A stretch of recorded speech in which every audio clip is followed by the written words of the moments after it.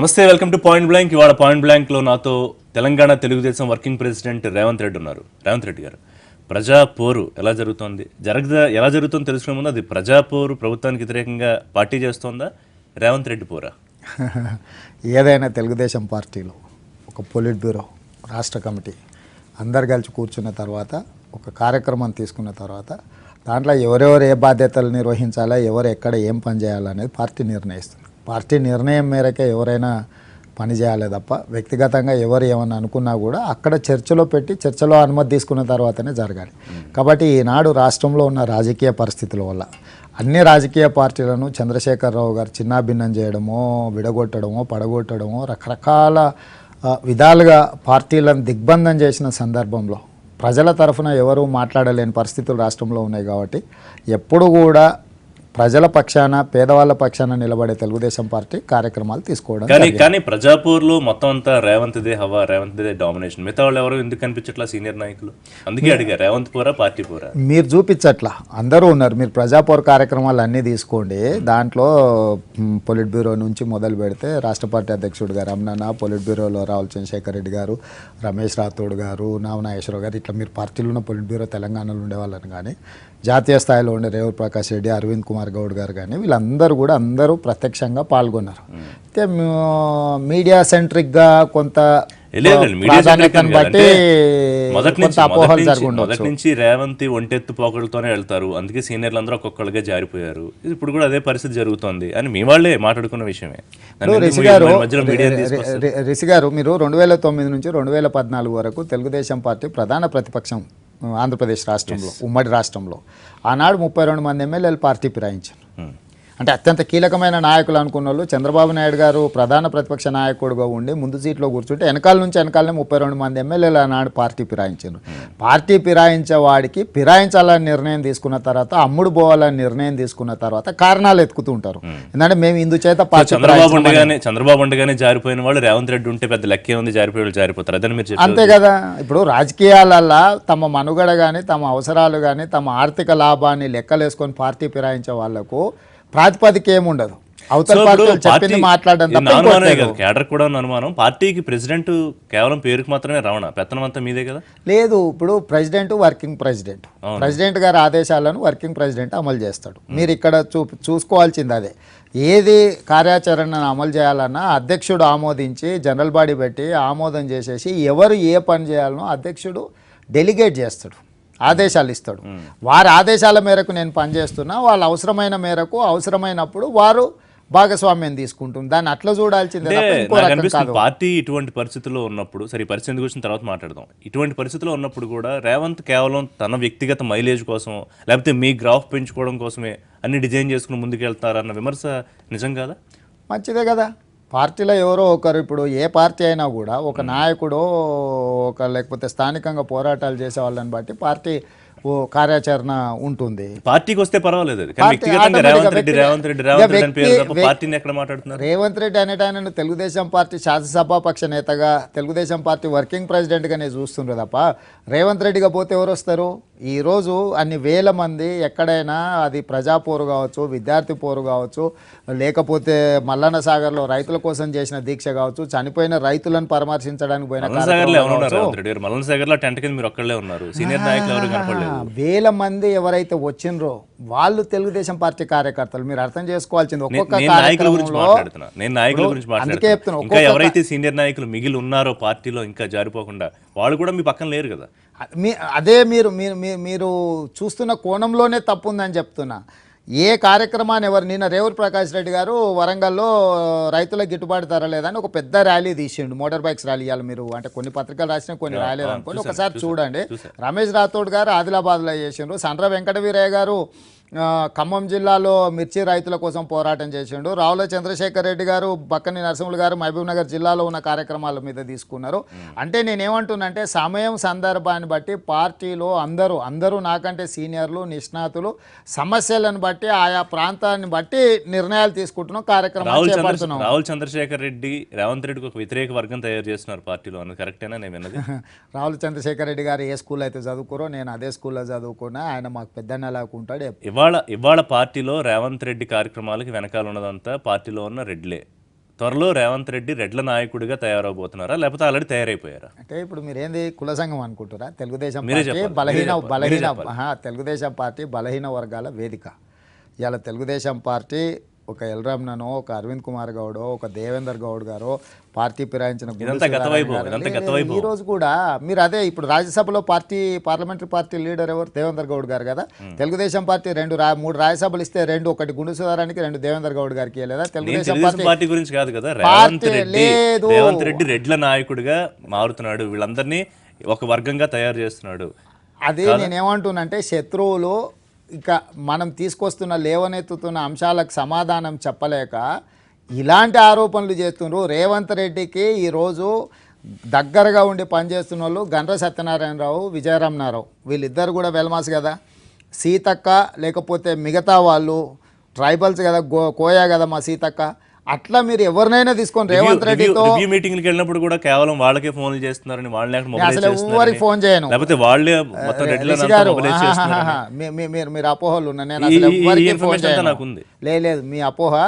మీకు ఎవరైనా తప్పుడు సమాచారం ఇచ్చిండ్రో మీ మీడియాకు సంబంధించిన మిత్రులు కానీ, నేను ఎవరికే కానీ రివ్యూలకు కానీ దేనికి కానీ నేను ఫోన్ చేయను. పార్టీ ఆఫీస్ నుంచి ఒక మెకానిజం, అమర్నాథ్ బాబు గారు party office general secretary Amarnath Babu గారు ఉన్నారు. అమర్నాథ్ బాబు గారే అధ్యక్షుడు ఎవరెవరిని పిలవాలనో చెప్తాడు, వాళ్ళ ప్రకారం వాళ్ళు సమాచారం ఇస్తారు.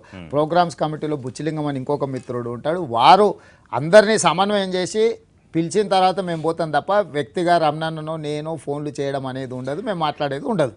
ఒక బలమైన కేడర్ ఉన్న తెలుగుదేశం పార్టీ, ప్రధాన ప్రతిపక్షంగా ఉండాల్సిన తెలుగుదేశం పార్టీ కేవలం రేవంత్ రెడ్డి అనాలోచిత దుందుడుకు చర్యల వల్లే ఇవాళ ఈ పరిస్థితిలో ఉంది. ఒప్పుకుంటారా? అంటే తెలుగుదేశం పార్టీలో ఏకపక్ష నిర్ణయాలు, వ్యక్తిగత నిర్ణయాలు ఉండవు.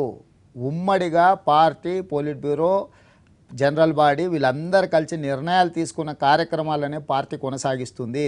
ఏదైతే ఒక ఎపిసోడ్ జరిగిందో అందులో మీరు కీలక పాత్రధారిగా ఉన్నారు, అది జరగకపోయి ఉండుంటే పార్టీ వాళ్ళ పరిస్థితులు ఉండేది కాదు కదా. అది నేను అంటున్నాను. అంటే మీరు అర్థం చేసుకోవాల్సిందే, అప్పటికే 6 మంది అమ్ముడు పోయారు. మీరు అది తెలుసుకోండి. ఫస్ట్ చల్లా ధర్మారెడ్డి, మంచిరెడ్డి కిషన్ రెడ్డి, తీగల కృష్ణారెడ్డి, కుకట్పల్లి కృష్ణారావు వీళ్ళందరూ పార్టీ ఫిరాయించిన వాళ్ళు. చంద్రశేఖరరావు గారు నా మీద అక్రమ కేసు పెట్టకంటే ముందే పార్టీ ఫిరాయించిన వాళ్ళు వాళ్ళందరూ.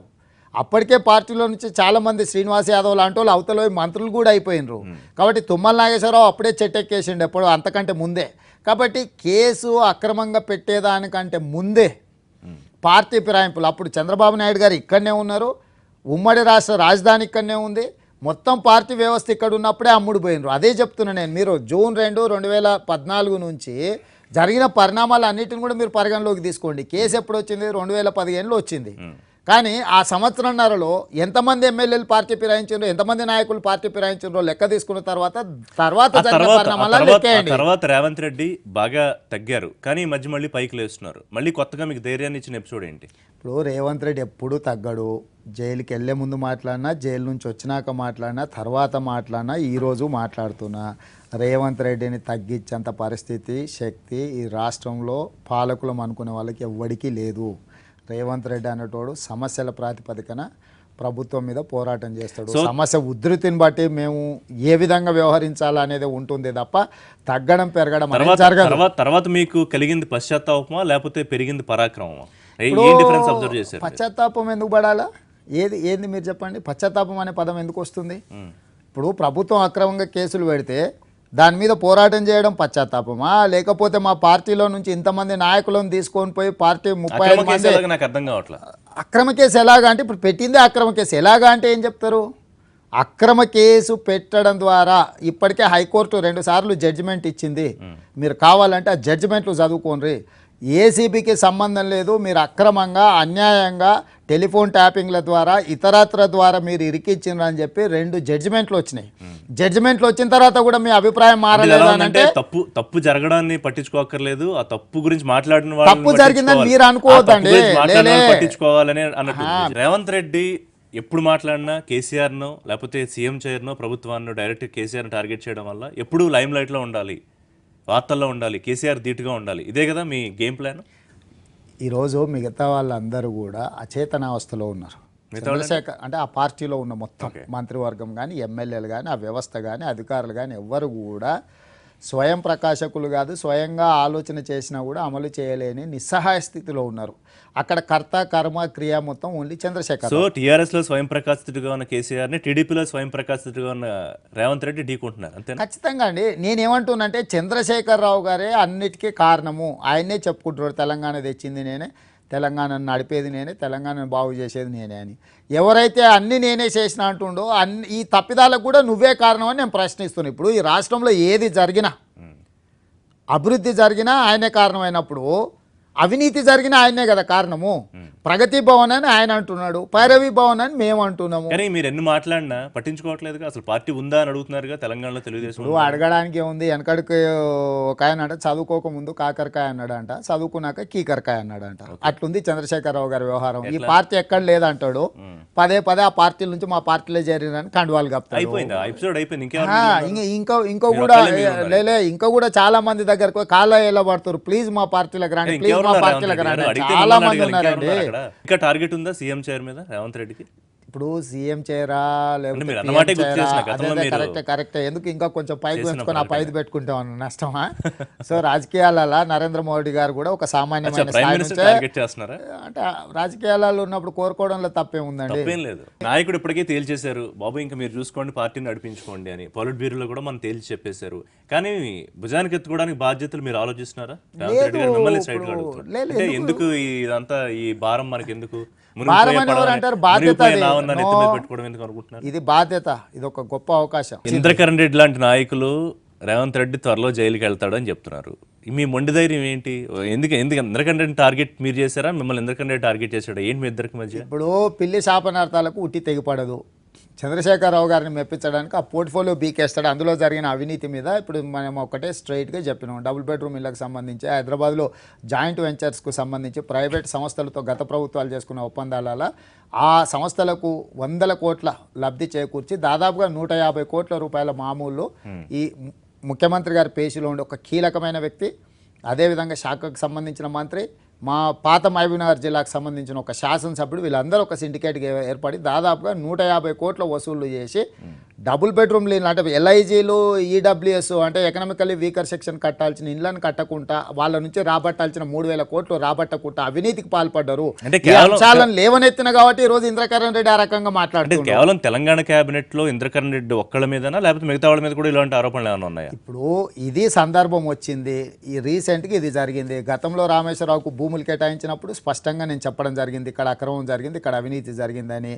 వాటర్ గ్రిడ్లో టెండర్లు పిలిచినప్పుడు కేటీఆర్ను కేసీఆర్ను ఉతికినాం. మిషన్ కాకతీయలో ఇరిగేషన్లో టెండర్లు గోల్మాల్ జరిగినప్పుడు హరీష్ను కేసీఆర్ను ఉతికినాము. అంటే నేనేమంటున్నానంటే ఏ సందర్భం ఏది వచ్చినప్పుడు ఆ సందర్భంలో ఆ అంశాలను లేవనెత్తడం, ప్రజలకు చెప్పడం అనేది ప్రతిపక్షంగా మా బాధ్యత. ప్రజలు వీటన్నిటి మీద ఒక రోజు నిర్ణయం తీసుకుంటారు. సో మీరు నమ్ముతున్నారా ప్రజలు ప్రభుత్వం రెండింటి పట్టించుకుంటున్నాయని మీరు లేవనెత్తే అంశాలని? 100% గింజుకుంటున్నారు, నోటుకొచ్చింది తిడుతున్నారంటేనే వాళ్ళకి ఎంత తగిలింది అనేది మీరు కొలబద్దగా తీసుకోవచ్చు. ఈరోజు చంద్రశేఖరరావు గారు తిరుపతిలో ఇచ్చిన మొక్కులు కానీ లేకపోతే కనకదుర్గ కానీ ఇంకో దగ్గర కానీ మొక్కులు కానీ చెల్లింపులు కానీ వీటన్నిటికి సంబంధించి వారు ఇస్తున్న పదవులు కానీ వారు ఎందుకు ఈరోజు 2.5 సంవత్సరాలు నోట్ల ఏర్పాట్లు చేసుకొని మిగతా 2 ఏళ్ళ ఓట్ల ఏర్పాట్లకు ఎందుకు వచ్చిండు చంద్రశేఖరరావు గారు? సో రేవంత్ రెడ్డి ప్రస్తుతం భయపడుతున్నారు, టీఆర్ఎస్ కానీ ముఖ్యమంత్రి కానీ. ఎవరైనా భయపడాల్సిందే. ప్రతిపక్ష పార్టీలకు తప్పులు చేసే పాలకులు భయపడాల్సి తీరాల్సిందే. ఈ రోజు ప్రభుత్వం తప్పులు చేస్తుంది కానీ పార్టీగా ఫెయిల్ అయ్యారు కదా రేవంత్ రెడ్డి గారు. కాంగ్రెస్ తో సమానంగా నిలబడగలుగుతున్నారా ప్రతిపక్షాలు? ప్రధాన ప్రతిపక్షం అనుకోండి. ఎక్కడిది? ఎవరు చెప్పిండ్రు? ప్రధాన ప్రతిపక్షం ఏ సమస్య మీద పోరాటం చేసింది? ఏ సమస్య మీద కాంగ్రెస్ పార్టీ పోరాటం చేసిందో మీరు ఒక్కటి చెప్పండి. ఆవేదన సవాలు పెడుతున్నారు, వాళ్ళ ఆవేదన అధికారం పోయిందని ఆవేదన చెందుతుండ్రు కానీ ప్రజల సమస్యల మీద ఎక్కడే ప్రోగ్రామ్ తీసుకురో చెప్పండి. అసలు కాంగ్రెస్ పార్టీ నిర్దిష్టంగా ప్రజలకు సంబంధించిన సమస్య మీద ఒక కార్యక్రమాన్ని తీసుకొని ప్రజల దగ్గరికి వెళ్ళింది ఒక్కటి చెప్పండి. భారంగా కాలం వెళదీస్తున్న తెలుగుదేశం తెలంగాణ బాధ్యతలు పూర్తిగా రేవంత్ రెడ్డికి అప్పచెప్పినట్టేనా? రమణ గారు రమణ గారి నాయకత్వంలో మేము అందరం పనిచేస్తున్నాం, రమణ గారి ఆదేశాల మేరకు మేము పనిచేస్తున్నాం. వినిపించేది అంత రేవంత్ రెడ్డి గారి వాయిస్ అయితే మళ్ళీ రమణ గారు అంటారు మీరు రాంగ్ నోషన్లకు పోకండి అని చెప్పి నేను రాంగ్ నోషన్ జరిగేది మాట్లాడుతున్నాను. ఇప్పుడు క్రికెట్ లో సచిన్ టెండూల్కర్ కెప్టెన్ ఉన్నాడు అనుకో, ఒకరు ఎవరైనా బౌలింగ్ బాగా చేస్తే ఆ రోజు బౌలింగ్ బాగా చేసిన వాళ్ళ మీద చర్చ జరుగుతుంది, కానీ అల్టిమేట్ గా టీం గెలిపి ఎవరి నాయకత్వానికి అప్పచెప్తారు? So most wanted Revanth Reddy ఇవాళ రెడ్లందరికీ ఒక నాయకుడయ్యి బ్యారిగైనింగ్ కెపాసిటీ పెంచుకుని చివరి నిమిషంలో కాంగ్రెస్ కండువా కప్పుకుని కాంగ్రెస్ రెడ్లకి నాయకుడిగా ఎదుగుతాడు. ఇదేనా ఫ్యూచర్ పిక్చర్? రెడ్డిల పర్సెంటేజ్ ఎంత? సరే ఇప్పుడు అధికారంలో ఉన్న పార్టీల పర్సెంటేజ్ అంత పర్సెంటేజ్ గురించి మాట్లాడుకుంటే అందుకే చెప్తున్నా నేను. మనకి ఇంపాక్ట్ కదా, ఇన్ఫ్లుయెన్స్ ఇంపాక్ట్ కదా ముఖ్యం. ప్రజలందరి తరఫున పోరాటం చేయాలనుకుంటున్నా కానీ ఒక రెడ్ల తరఫున ఇంకోరి తరఫున కాదు. రేవంత్ రెడ్డి టీడీపీలో ఉన్నంతసేపే సేఫ్ గా ఉన్నట్టు, అటో ఇటో వెళ్తే మళ్ళీ ఉచ్చు బిగుసుకున్నట్టేనా? దేంట్లో? కేసుల విషయంలో. కేసుల విషయంలో వాళ్ళు ఎన్నైనా కేసులు పెట్టండి, న్యాయం అనేది ఒకటి, చట్టం అనేది ఒకటి ఉంటుంది. ఆ న్యాయం చట్టం పరిధిలో ఎవరెన్ని కేసులు పెట్టినా, అక్రమ కేసులు ఇప్పటివరకు పెట్టిన వాటి ఏమైందో కోర్టులలో మీరు చూస్తుండ్రు. కాబట్టి అక్రమ కేసులకు భయపడేటంత అమాయకుడు రేవంత్ రెడ్డి కాదు, మీరు గుర్తుపెట్టుకోండి. ఇట్లాంటి కేసులను నిటారుగా నిలబడి తెలివైన వాళ్ళం అన్న చట్టం ఒకటి ఉంటుంది, ఆ చట్టాన్ని నమ్ముకోండి, దాని ప్రొసీజర్. నేను అదే చెప్తున్నా, తప్పుడు కేసులు పెట్టేటోడు భయపడాలి. ఈ మధ్య కొన్ని వార్తలు వచ్చాయి, తెలంగాణ తెలుగుదేశాన్ని మూకుమ్మడిగా తీసుకెళ్లి టీఆర్ఎస్ లో కలపడానికి కొంతమంది ఏదో మధ్యవర్తులు ప్లాన్ చేశారు. అట్లా కాదు, కేసీఆర్ అనుకూల వర్గానికి ఉన్న ఆశ అయి ఉండొచ్చు. చాలా మంది ఎట్లా తెలుస్తుంది వాళ్ళ కోరికలు ఏముందో, చంద్రశేఖరరావు గారి కోరిక ఏముందో మనకి. రేవంత్ రెడ్డిని సెట్ చేయడం కష్టం కదా. ఇప్పుడు నేనేమంటున్నా ఇప్పుడు హరీష్ రావు గారు చీలుస్తారంటుండ్రు. హరీష్ రావు గారి వర్గం తెలుగుదేశం పార్టీలో ఒక వర్గంతో టీఆర్ఎస్ చీల్చి తిరుగుబాటు చేస్తాడు. తిరుగుబాటులో మాకు కొంత మద్దతు కావాలని కాంగ్రెస్ ని అప్రోచ్ అయ్యిందని, ఆ తర్వాత అమిత్ షాని 2 సార్లు హరీష్ రావు గారు కలిసి వచ్చిండని, దాంతో చంద్రశేఖరరావు గారికి తెలవడము, ఇతనికి ఈజీ ఆదాయం అంటే ఈజీ మనీ అనేది మైనింగ్లో వస్తుంది కాబట్టి మైనింగ్ శాఖ తక్షణమే తొలగించండి అని. ఎట్లా పెట్టారా అంటే అక్కడ లోపల పెట్టి, అంటే లోపల పెట్టడం కాదు, లోపల జరుగుతున్న పరిణామాలను కూడా మీరు గమనించండి. ఫస్ట్ అసలు కుటుంబ అంతర్గత కలహాల గురించి మీరు ఆలోచన చేయండి. మీరు బయట ఉన్న పార్టీలను విలీనాలు మలీనాలు ఇవన్నీ పక్కన పెట్టండి. అసలు ఇంట్రెస్టింగ్ ఇది. కేసీఆర్ తర్వాత ఎవరు? దాని గురించి అసలు ఇప్పుడు చర్చ ఉంది. ఎందుకు లేదు? ముఖ్యమంత్రి గవర్నమెంట్ రన్ చేస్తున్నాడు. నెక్స్ట్ ఎవరు నెంబర్ 2? హరీష్ కేటీఆర్. చర్చ ఉంది. ఎందుకు కొట్లాడుకుంటున్నారు మరి వాళ్ళు రోజు? రేవంత్ రెడ్డి పార్టీ కోసం పనిచేస్తున్నారు అనే ముసుగులో సెటిల్మెంట్లు, బ్లాక్మెయిలింగ్, ఇదే వ్యవహారం నడిపిస్తారు అని ఆరోపణలు కూడా తీవ్రంగా ఉంటాయి. దానికి సమాధానం? ఇప్పుడు నేను సమాధానం చెప్పాల్సిన పని లేదు. ఎవరైనా వాళ్ళు ఇప్పుడు ప్రభుత్వం కేసీఆర్ ఉన్నాడు, విచారణ చేసుకోమని నోటికొచ్చింది మాట్లాడి వదిలేయడం కాదు. ఇప్పుడు చంద్రశేఖరరావుకు నాకు ఉప్పు నిప్పే కదా, ప్రభుత్వం ఆయనదే ఉంది కదా, ఆయన కుటుంబ సభ్యులందరూ మంత్రులు ఉంటారు కదా. రేవంత్ రెడ్డి గారు నిజంగానే ఎవరైనా బ్లాక్మెయిల్ చేసినా, ఎవరైనా బెదిరించినా బయటకి ఎందుకు వస్తుంది? మేము లోపలనే మాట్లాడుకుంటే బయటకు అంశమే చర్చకు రాదు కదా. బయట చర్చకు అంశం వచ్చిన తర్వాత చర్యలు తీసుకోవాల్సిన ప్రభుత్వం చర్యలు తీసుకోకపోవడం వల్ల లావాదేవీలు సెటిల్ చేసుకుంటే ప్రభుత్వం చేసుకోవాలి తప్ప. మీరేమో ఆ స్థాయిలో టార్గెట్ చేసి కేసీఆర్ మాట్లాడతారు. నాయన నరసింహారెడ్డో మరో మంత్రి రేవంత్ రెడ్డి ఆ మాటలు కూడా పట్టించుకుంటామా అని ఇలా కొట్టిపాడేస్తారు. అవును, వాళ్ళు ఆయన దగ్గర బానిసలు కదా, వాళ్ళ గురించి ఏంది మాట్లాడేది? వాళ్ళకి సర్వస్వతంత్రంగా నించునే, అంటే కుర్చీలో నుంచి లేచి నించునే అధికారం అన్న వాళ్ళకు ఉందా? పని చేయడం సంగతి పక్కన పెట్టండి. తీవ్రంగా మీరు మాట్లాడుతున్నారు. తీవ్రంగా కాదు, ఉన్నది చెప్తున్నా నేను. మీకు అది తీవ్రంగా అనిపిస్తుంది, నా తప్పు కాదు కదా. కేబినెట్ లో మంత్రులు అండి వాళ్ళు కేబినెట్ లో మంత్రులు. మీరు ఒకసారి కెమెరా పక్కన పెట్టేసి కడియం శ్రేయర్నో, ఈటల రాజేందర్నో లేకపోతే మిగతా మంత్రులను అడగండి, ఏం చెప్తారో వినండి మీరు. వాళ్ళు ఏం చెప్తున్నారు, ఏం పరిస్థితి ఉంది వాళ్ళకు, ఎన్ని రోజులు వాళ్ళకు ముఖ్యమంత్రి గారు అపాయింట్మెంట్లు దొరక గేట్ల దగ్గరకు పోయి గంటల కొద్ది బయట కూర్చొని వచ్చిన సందర్భం. రెడ్డి గారిని బలోపేతం చేస్తుంది రేవంత్ రెడ్డినా? ఎందుకు? మా పార్టీలో చేస్తే బలోపేతం చేస్తా, సమస్యల మీద పోరాటం చేస్తే ఎవరికైనా మద్దతు పలికితే, ఎన్నో సంఘాలకు మద్దతు పలికినాం. ఆయన చేసిన ప్రోగ్రాంలు కూడా మాకు విజ్ఞప్తి చేసినప్పుడు మద్దతు పలకడం జరిగింది. మన వెనక్కి తగ్గినట్టున్నారు కొద్దిగా, ప్రత్యక్షంగా ఫైట్ చేయలేదనుకుంటే నిరుద్యోగుల ర్యాలీ విషయంలో. నిరుద్యోగ విషయంలో ఆయన మమ్మల్ని డైరెక్ట్గా అడగలే కదా, మా విద్యార్థి సంఘాలను అడిగిండు. మొత్తం రాష్ట్ర స్థాయిలో పూర్తి స్థాయిలో మా టీఎన్ఎస్ఎఫ్ వాళ్ళే కార్యక్రమంలో ఎక్కువ పాల్గొన్నారు. మీరు అరెస్టులు మొత్తం రిజిస్టర్ తీసుకొని 5,000 మందిని అరెస్ట్ చేశారు. ఈ 5,000 మందిలో అరెస్ట్ అయిన వాళ్ళ దాంట్లో 2,000 పైగా మా టీఎన్ఎస్ఎఫ్ కార్యకర్తలు ఉన్నారు. సరే, 2018లో వస్తాయా, 2019లో వస్తాయా, ఎప్పుడు వచ్చినా టీఆర్ఎస్ ఎవరిని ఢీ కొట్టాలి? తెలుగుదేశం కాంగ్రెస్నా? ఇప్పుడు మొట్టమొదట టీఆర్ఎస్ ప్రజల్ని ఢీ కొట్టాలి. తెలంగాణ రాష్ట్రంలో చంద్రశేఖరరావు గారి కుటుంబం వర్సెస్ మిగతా తెలంగాణ సమాజం మధ్యలో పోరు జరుగుతుంది. ఆ కుటుంబంలో 4 వర్సెస్ 4 కోట్ల మంది మధ్యలో ఈరోజు పోరాటం జరుగుతుంది. ఆ నలుగురు కుటుంబ సభ్యులను ఏ రకంగా శిక్షించాలనేది 4 కోట్ల తెలంగాణ సమాజం నిర్ణయం తీసుకుంటుంది. ఆ సందర్భంలో వీళ్ళని శిక్షించగలిగిన సమర్థత ఏ పార్టీకి ఏ నాయకుడు మీ అబ్జర్వేషన్లో ఎంత శాతం తెలంగాణ సమాజం, ఎంత శాతం తెలంగాణ ప్రజలు వ్యతిరేకతతో ఉన్నారు తెలంగాణ ప్రభుత్వం మీద?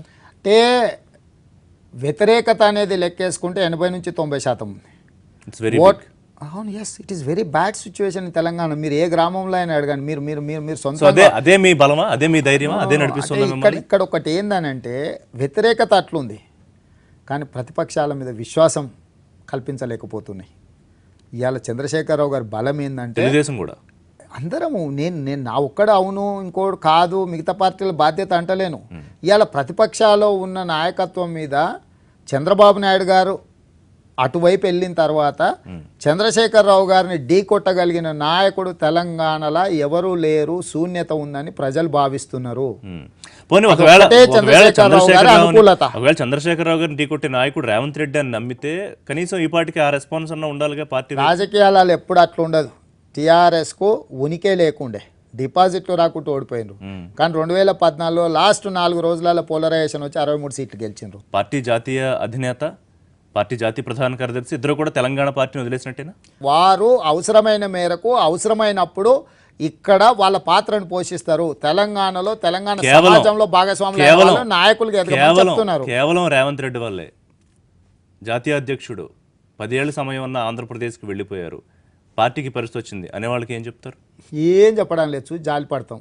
ఎందుకంటే వాళ్ళకి అవగాహన లేదు. వాళ్ళకి చంద్రశేఖరరావు గారు ఎదిలించే ఎంగిల్ మెతుకులకు ఆశపడి ఇట్లాంటి మాటలు మాట్లాడుతుంటారు. 2 అంశాలు. ఒకటి, తెలంగాణలో తెలుగుదేశానికి భవిష్యత్తు ఉందని రేవంత్ రెడ్డి నమ్ముతున్నారు, ఆ దిశగానే పోరాటం చేస్తున్నారు, కరెక్టేనా? Point number 1. రెండోది, అవకాశం కోసం ఎదురు చూస్తున్నారు టీఆర్ఎస్లో వచ్చే క్రైసిస్ని మీకు అనుకూలంగా మర్చుకోవడానికి, కరెక్టేనా? నేను చెప్పిన పాయింట్లు రెండింటికి 2 కరెక్టే. దాంట్లో మీకు అనుమానం ఎందుకు? తెలుగుదేశం పార్టీకి 100% తెలంగాణ సమాజంలో భవిష్యత్తు ఉంటుంది. ఎందుకంటే బలహీన వర్గాలు అని మీరు నమ్ముతున్నారు ఉంటుందని. రాజకీయాలలో మన నమ్మకమే పెట్టుబడి, పక్కోళ్ళ నమ్మకంతో మన రాజకీయాలు చేయలేం కదా. ఇప్పుడు ఏది కూడా మన విశ్వాసం, మన నమ్మకం, మన శ్రమ, ప్రజల ఆదరణ. అండ్ పార్టీ అంతా నమ్మాలి. రేవంత్ రెడ్డి ఒక్కళ్ళకి నమ్మకుంటే సరిపోదు. నమ్మబట్టే కదా 2014 నుంచి 16లో 7 లక్షల మెంబర్షిప్ చేస్తే 45 రోజులలో ఇప్పుడు 8 లక్షలు దాటింది మెంబర్షిప్. గతంలో అంతకన్నా ఎక్కువ ఎప్పుడు లేదు. ఇప్పుడు తెలంగాణ లేని 10 lakhs ఇప్పుడు దాటలా. No 7 lakhs highest. ఈసారి 8 lakhs క్రాస్ అయింది విత్ ఇన్ 45 days. డిమానిటైజేషన్ వచ్చిన తర్వాత కూడా ఎట్లా మీ వాళ్ళైనా పార్టీ వల్ల 30% పాత మెంబర్షిప్ ఎన్రోల్ అయినాయి, 70% కొత్త వాళ్ళు జాయిన్ అయ్యారు తెలుగుదేశం పార్టీ. అంటే న్యూ బ్లడ్ తెలుగుదేశం పార్టీలో వచ్చింది, వస్తుంది. కొత్త రక్తాన్ని ఎక్కిస్తాం, యువకులకు అవకాశాలు ఇస్తాం. ఒక విషయంలో చాలా సక్సెస్ అయ్యారు. ఎంత కింద పడ్డా పైకి లేస్తానని, ద మోస్ట్ వాంటెడ్ లీడర్గా ఎప్పుడు వార్తల్లో ఉంటానని, దానికోసం నిరంతరం ప్రయత్నం చేస్తూనే ఉంటారు కదా. నేను అనేది సమస్యల మీద ప్రాతిపదికన సమస్యల మీద పోరాటం చేస్తా, అవి మనల్ని వార్తలలో నిలబెడతాయా, వార్తలలో చూపిస్తారా అనేది ఆ సందర్భాన్ని సమయాన్ని బట్టి ఉంటుంది. సమస్య లేకుండా మనం మాట్లాడితే మీడియా అమాయకులు కాదు, ప్రజల అమాయకులు కాదు.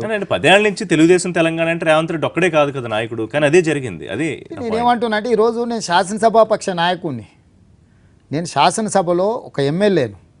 నాకు కొంత ప్రాధాన్యత మీరు ఇవ్వక తప్పని పరిస్థితి. ఏ మీడియాకు నచ్చినా నచ్చకపోయినా నేను నా హోదాను బట్టి కొంత మీరు క్యారీ చేయాల్సిందే. నేను తెలుగుదేశం పార్టీకి కార్యనిర్వాహక అధ్యక్షుడిని, నాకు ఒక హోదా ఉంది. ఆ హోదా పెట్టుకొని నేను ప్రజలకు పోయినప్పుడు మీడియా మిత్రులు తమకు నచ్చినా నచ్చకపోయినా కొద్దిసేపు అయినా కనీసం స్క్రోలింగ్ అయినా పెట్టాల్సిన పరిస్థితి. దాంతో ఏంటంటే మీరు సెంట్రల్ ఆఫ్ అటెన్షన్ కింద రేవంత్ రెడ్డి ఉన్నాడని మీరు అనుకుంటున్నారు, అది తప్పు కాదు. ఇప్పుడు అమిత్ షా గారు ఇప్పుడు భారతీయ జనతా పార్టీకి జాతీయ అధ్యక్షుడు గురించి ఎక్కువ మాట్లాడుతున్నారు ఈ మధ్య. అట్లా కాదు, నేను ఏమంటున్నా అంటే ఒక హోదా వచ్చినప్పుడు మనిషికి గుర్తింపు వస్తుంది. అంతకుముందు ఆయన జాతీయ అధ్యక్షుడు కాదు. ఆయన జాతీయ అధ్యక్షుడు అయిన తర్వాత ఆయన ప్రొఫైల్ మారిపోయింది. జాతీయ స్థాయిలో ఎక్కడైనా నరేంద్ర మోడీ గారు గుజరాత్గా ముఖ్యమంత్రి ఉన్నప్పుడు అక్కడ మాత్రమే చర్చ జరిగింది. ఐ థింక్ ఇక్కడ బీజేపీకి మీలాంటి నాయకుడు అక్కడ అవసరం అనుకుంటా. అంటే ఇప్పుడు మీ గురువు రాజ్నాథ్ సింగ్ ఉన్నారు, మీరు గతంలో చెప్పినట్టు గుర్తు. అంటే పెద్ద ఏం మీకు వర్కౌట్ అవుతుందా? బీజేపీ వైపు చూడట్లేదు. ఇప్పుడు నేను ఒక పార్టీలో ఉన్నా, ఒక పార్టీలో ఎదిగిన, ఇందులో ఏ వర్కౌట్ అయింది, అందులో ఏం వర్కౌట్ అయింది, ఇంకోటి ఏది ఇది అప్లై చేయాల్సిన అవసరం లేదు. ఇవాళ తెలంగాణలో భారతీయ జనతా పార్టీ అనేది టీఆర్ఎస్ ప్రభుత్వంతో కలిసి పనిచేస్తుంది. ఎస్, అంతే కదా. ఇప్పుడు మాకు పదవులు కావాలని కోరిక లేదు, ప్రజల తరఫున పోరాటం చేయాలనుకుంటున్నాం. ప్రజల తరఫున పోరాటాలు చేసినప్పుడు కలిసి వచ్చేటోళ్ళతో కలిసి పనిచేస్తాం.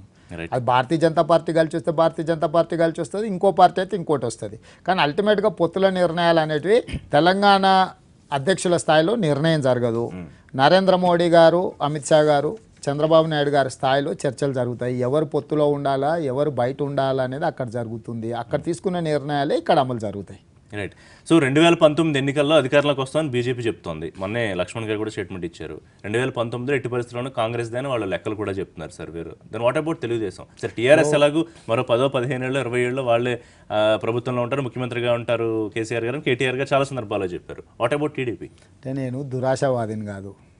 నేను ప్రజల సమస్యల పట్ల పోరాటం చేయాలనే నిబద్ధతతో ఉన్నా తప్ప అత్యాశావాది ఎందుకంటే మీరు ప్రైమ్ మినిస్టర్ అవుదాం అనుకుంటున్నాను. లేదు, నేను అవుతా అనలేదు. అంటే ఈ దేశంలో ఎవరు ఏదైనా ఊహించుకోవచ్చు అని. నేను ప్రైమ్ మినిస్టర్ అయితే ముఖ్యమంత్రి అయితే అని చెప్పలేదు.